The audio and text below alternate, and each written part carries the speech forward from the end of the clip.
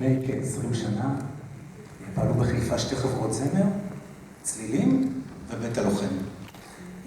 בחבורת הצלילים שרו חברי בית מבית הלוחם חיפה, כך שעלה הרעיון לאחד את שתי החברות יחדיו, תחת חסותו של בית הלוחם, וכך נוצרה ונוסדה בשנת 2000 חברת הזמר הצלילים בית הלוחם חיפה, והיא הפכה להיות ההרכב הקולי הייצוגי של בית הלוחם, כחלק מהפעילויות השיקומיות, התרבותיות, האומנותיות, הספורטיביות שהבית מפעיל. הרפרטואר של החבורה כולל בעיקר שירים עבריים, אבל גם שירים מתורגמים, בספרדית שירים אנחנו שרים, באנגלית, בלדינו. החבורה צלילים מופיעה באירועים של בית הלוחם, בפסטיבלים, אירועים מוזיקליים, זכינו להופיע בפסטיבל הגוש, בבנייני האומה, במוזיאון תל אביב. לפני שנה גם ייצגה החבורת ישראל בתחרות מקהלות בינלאומית שנערכה באיטליה. זהו, אני רוצה מאוד להודות גם לרונית אשת, המפיקה מכאן עיריית חיפה. הזדמנות ש... כן. עדיין אנחנו רוצים להודות, להשתתף באירוע המרגש הזה, אז אנחנו נמשיך לשיר. אוקיי. אל תכתוב נערי, יש פרחים שבני חלוף, יש פרחים שעד אינסוף נשארים במנגינה. מוני אמריליו כתב מנגינה פורחת לשיר הפורח, יש פרחים.